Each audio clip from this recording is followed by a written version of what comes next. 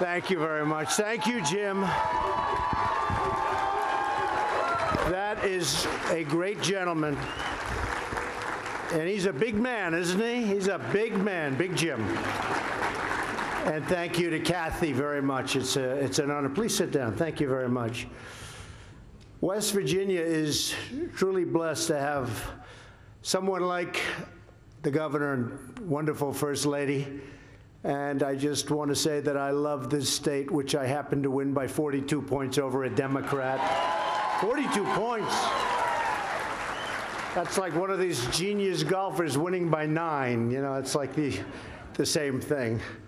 But I want to thank everybody. I've spent the last 3 days interviewing and thinking about Supreme Court justices, such an important decision. And we're going to give you a great one. We're going to announce it on Monday.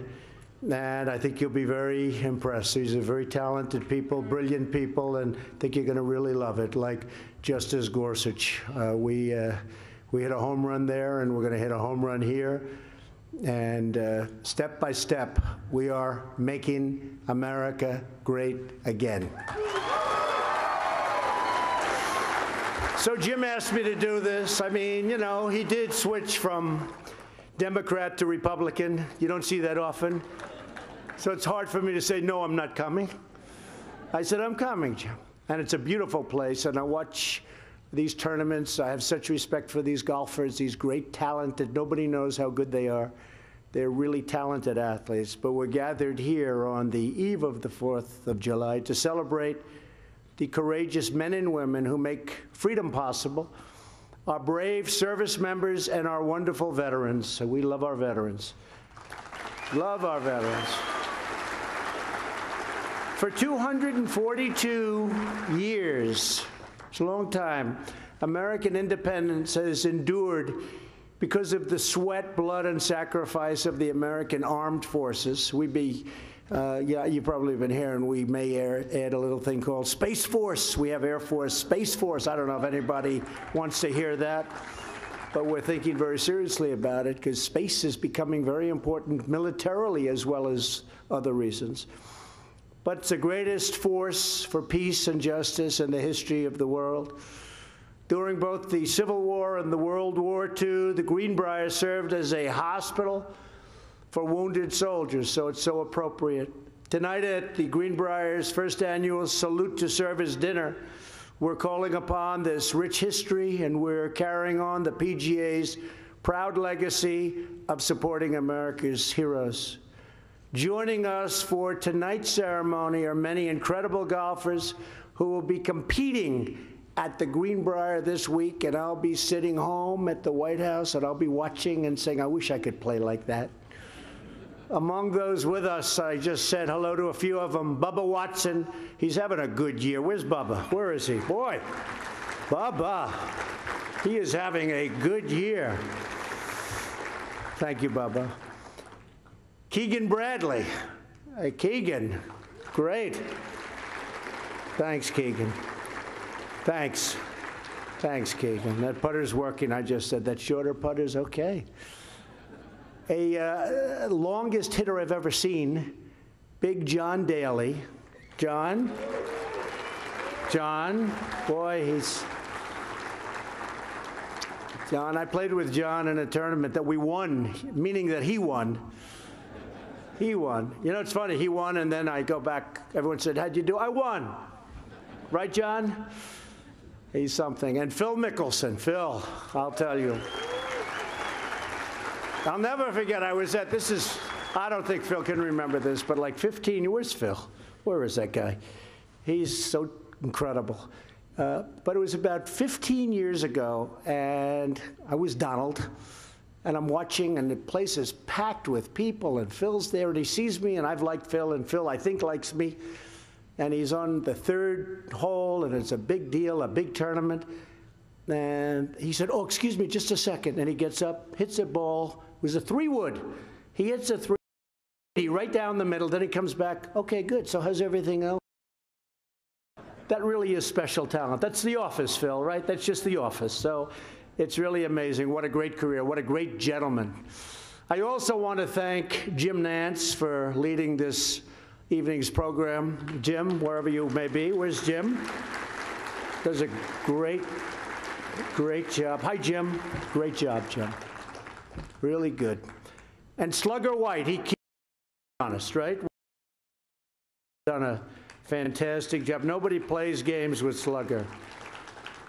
I know at Durrell, I tried to move the tees back, and he couldn't. He just wouldn't let me do it. There was no doubt about it, right, Slugger? Slugger's great. And all of the PGA officials, tournament staff, and the volunteers for their incredibly hard work in putting this really incredible event together. And the job that Jim Justice has done with the course is really spectacular. Also with us this evening is acting VA Secretary, who's doing a phenomenal job at the Veterans Administration, Peter O'Rourke. Peter? Peter? Good job, Peter. Done a lot of work at the VA, along with West Virginia Senator Shelley Moore Capito, who's a good golfer, by the way. Shelley, good golfer, Shelley. And Congressman Alex Mooney and Morgan Griffith. Where are they? Great. Thanks, fellas. Tremendous help to me getting things passed. You think it's easy in Congress? Not easy. That's why I have to if I didn't introduce them as an example today, they'd never vote for me again. That'd be the end of your taxes. That would be the end of everything. I also want to thank our great Attorney General from West Virginia, Patrick Morrissey, who is fighting a great race. Patrick, and congratulations to Patrick, running for the U.S. Senate. And he is a tough, strong guy, and he ran an incredible race against some very talented people, and he won. And now he's got another race, and it's going to be, I see the polls have it very close. You may be surprised to see what's going to happen. He's got incredible energy, incredible strength, and he loves the people of West Virginia, like, a lot. So good luck, Patrick. We're proud of you. Great job. Speaker Tim Armstead and Majority Whip Carol Miller, I want to thank you very much for being here. And Carol, good luck in the race. I know you're going to do well. I know you're going to do well. And we're honored to have with us the Adjutant General of West Virginia, Major General James Hoyer of the National Guard, the big cheese. Thank you. Thank you, General. Thank you very much. Tomorrow, families across our nation will gather to celebrate the 4th of July. As we do, we will think of the men and women serving overseas as this very moment, far away, far, far away from their families, protecting America and watching over our people. They are there, and they are with us, and they are brave. These are incredible people. And we will thank God for blessing us with these unbelievable heroes. To everyone here tonight who has served our nation in uniform, will you please stand so we can express our gratitude? Please stand. Please.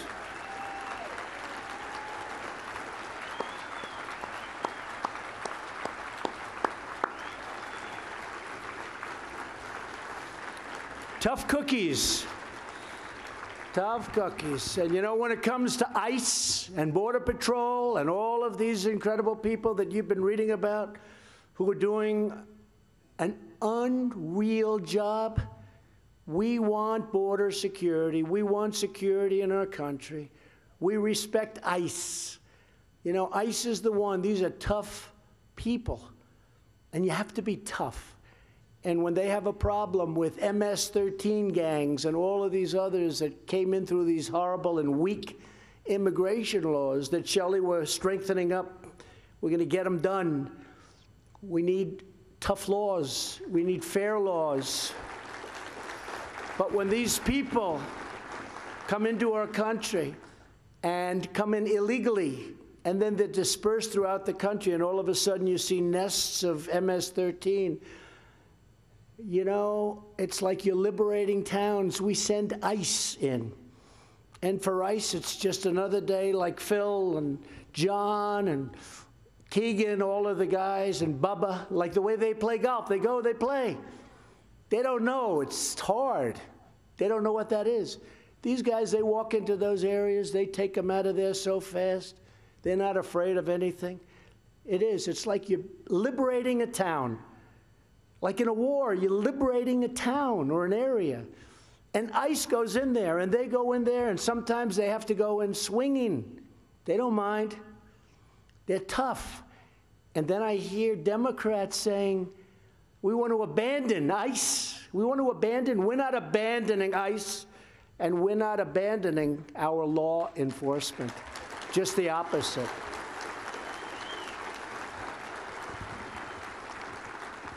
So I want to recognize today a legendary hero from West Virginia, a veteran who fought in Iwo Jima. In February of 1945, he volunteered to dash straight into enemy fire to destroy vital enemy fortifications and to clear a path for American forces to continue forward. He went right into the machine gun nests. John Daly wouldn't do that, and he's a pretty tough guy. John, would you do that? I don't think so. Definitely hurt your golf game, John. That's the end of golf.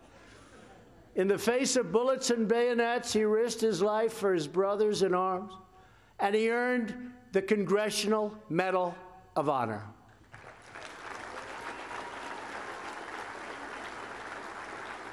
Today, Woody Williams is 94 years old. He has dedicated his life to supporting Gold Star families and building memorials to honor our fallen service members. In 2016, thousands were moved by Woody's patriotic words when he spoke at one of our rallies in West Virginia. He was incredible. I still remember it. And of course, we all remember that wonderful moment when Woody flipped the coin at this year's Super Bowl. Woody, you are a national treasure, and we thank you from the bottom of our hearts. Woody, where's Woody? Where's Woody? Thank you, Woody.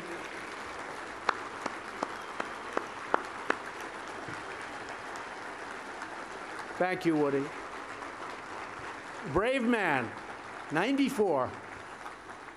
I give a lot of congressional medals of honor. When I say a lot, probably 5 so far, and it's really one of my greatest honors to do it.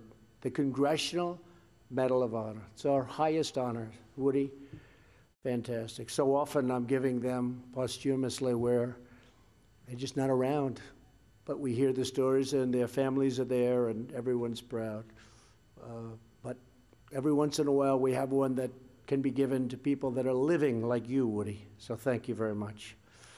We're also deeply moved and honored to be joined by a Gold Star spouse who knows the true price of freedom, Christine Pusteri.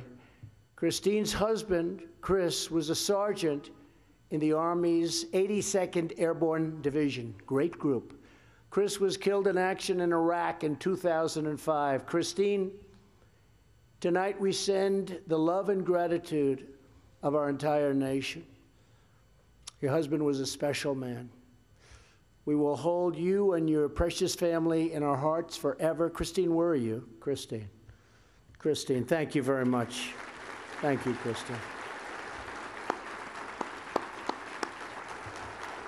Thank you, Christine.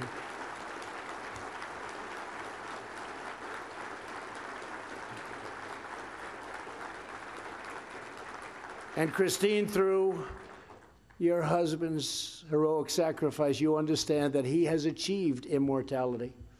And our debt to him and to you is eternal and everlasting. Thank you very much. Thank you, darling.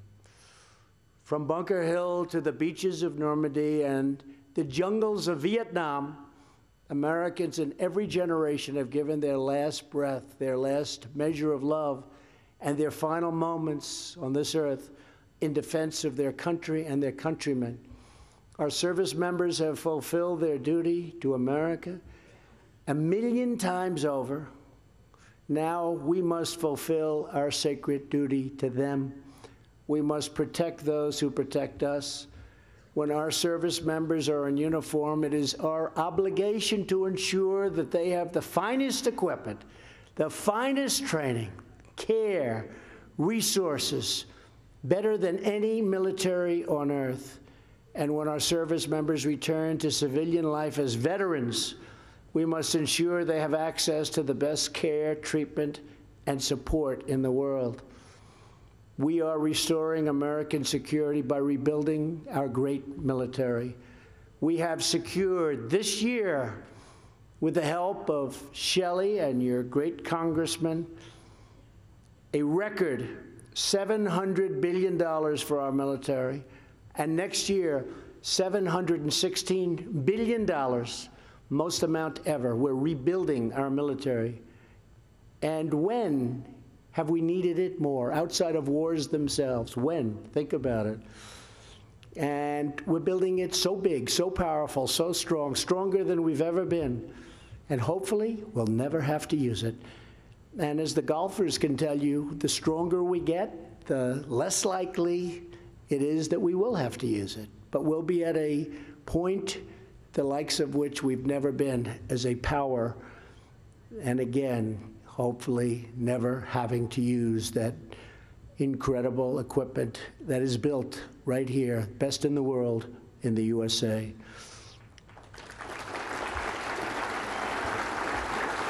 We also gave our great warriors their largest pay raise in 8 years. So they got a pay raise, and it was about time. They've been waiting for a long time. And I'm proud that under my administration, we've passed the largest VA reforms in half a century. I signed into law just recently the VA accountability legislation.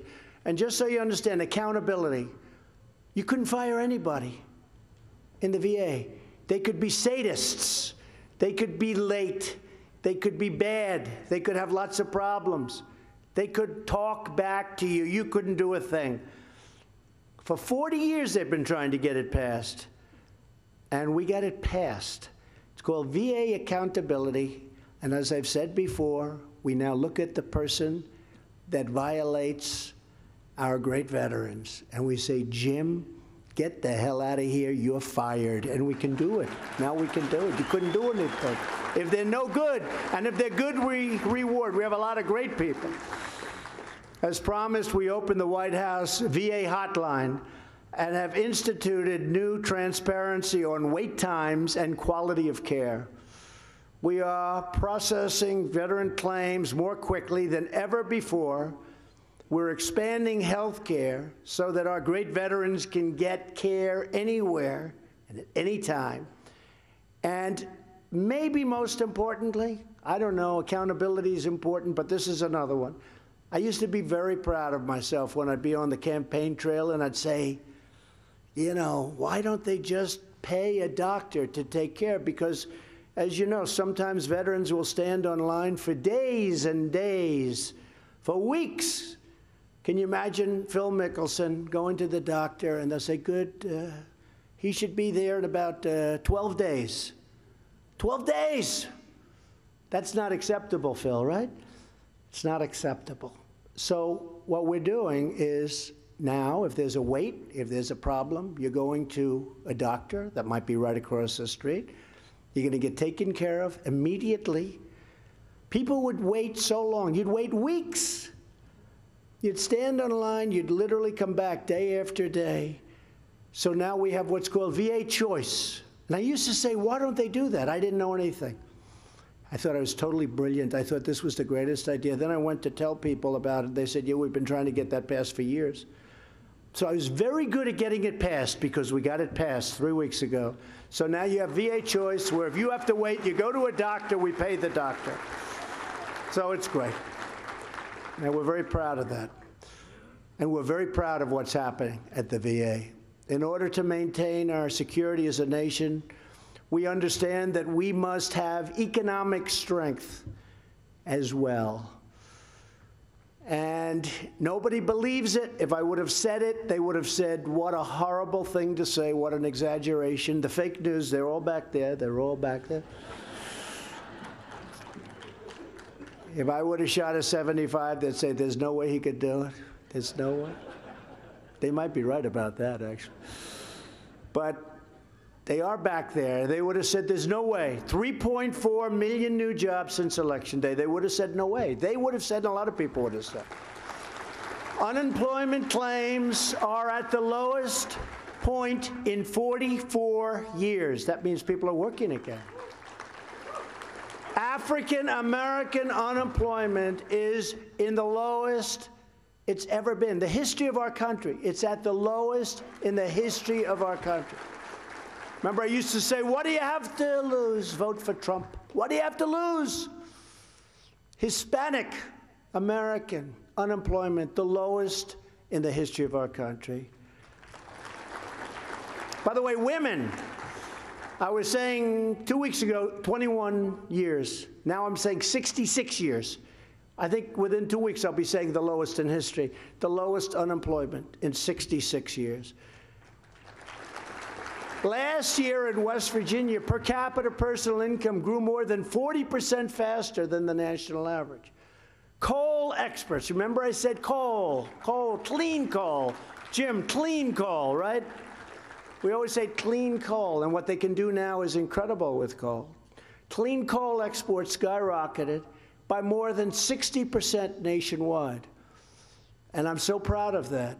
When we came here, I met with the miners. And I talked to the miners, and I talked to them about different way of life. They didn't want to hear about it. They love digging coal. That's what they like. They love their grandfathers, their fathers, their families. And coal is coming back. And it's also coming back for another reason, national security. And your governor knows very well, and your senator knows very well what that means. With coal, you know, you bomb a pipeline, that's the end of the pipeline.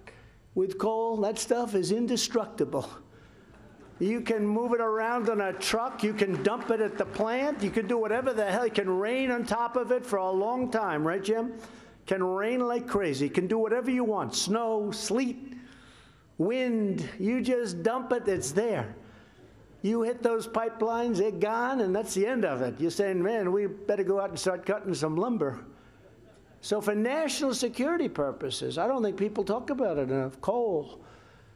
America is winning again because we're finally putting America first. We're putting our country first. Tomorrow we commemorate 242 years since our forefathers adopted the Declaration of Independence. In their quest to become a sovereign nation, they knew they would have to defeat the most powerful military on land or on sea. They knew that. They knew that as they met, thousands upon thousands of British troops were disembarking outside of New York City, preparing to crush the revolution. They were going to crush it quickly. They weren't even actually taking it seriously. These patriots knew that their lives, their fortunes, and their sacred honor were on the line. They risked it all for the promise of more of a just and better future. They wanted this great future in this incredible land. They made the same brave choice as countless others who followed in the generations after them, the choice to stand strong for their families, their principles, their pride, and their God-given rights. Every time we see an American in uniform, anytime we have the chance to shake the hand of a veteran, and whenever we hear the stories of our warriors, we are reminded how truly blessed we are to be American and to live in this land of our great heroes, you, our great heroes. This 4th of July, let us pledge to renew the bonds of love and loyalty that unite us together as Americans. Let us pledge to expand the blessings of liberty, prosperity, and justice to all of our citizens. And let us always remember that we are one people and one nation, saluting one great American flag.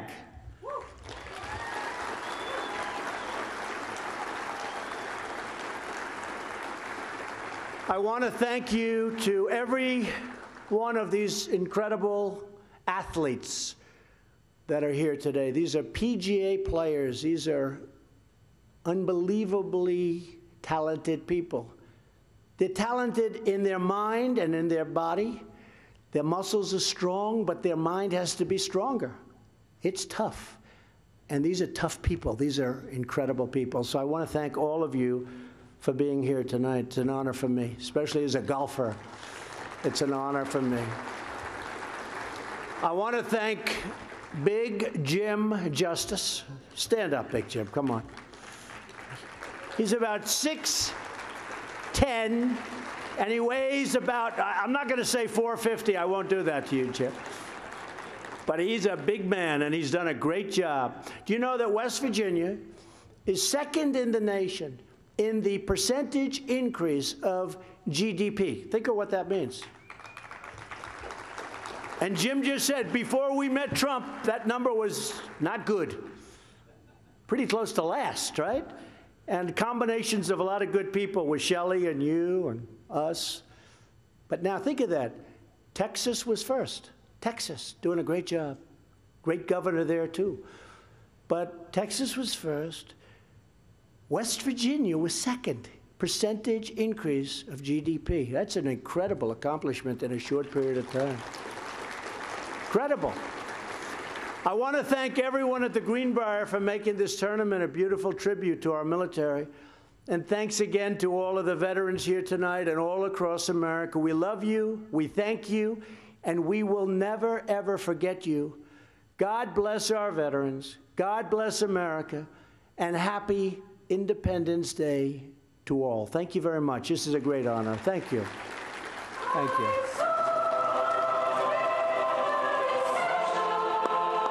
All right, everybody, that is President Donald Trump wrapping things up in West Virginia. He expressed appreciation to active duty service members and veterans during a military tribute. It was called a Salute to Service charity dinner at the Greenbrier Resort in White Sulphur Springs. The White House says the dinner is being held in conjunction with another event previously known as the PGA Tour's Greenbrier Classic. President Trump is an avid golfer. The event marks Trump's latest appearance in a state he won by more than 40 percentage points in 2016, and where Democratic Senator Joe Manchin is seeking re-election. Trump has criticized Manchin for voting against tax cuts he enacted last year. Manchin is among Democrats with whom President Trump recently discussed the vacancy on the Supreme Court. So, going to take you out to some breaking news here now.